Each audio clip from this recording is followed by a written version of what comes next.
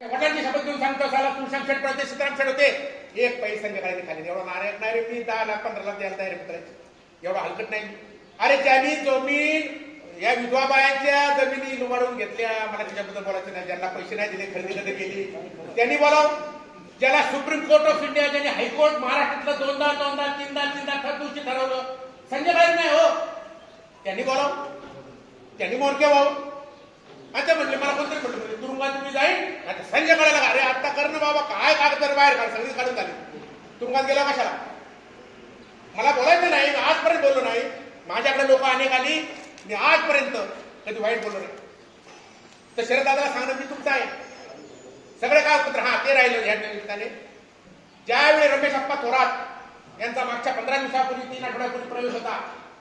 राष्ट्रवादी काँग्रेस पक्षात तेव्हा महाराष्ट्राचे उपाध्यक्ष सुरेश अण्णा घोले पुणे जिल्हा बँकेचे संचालक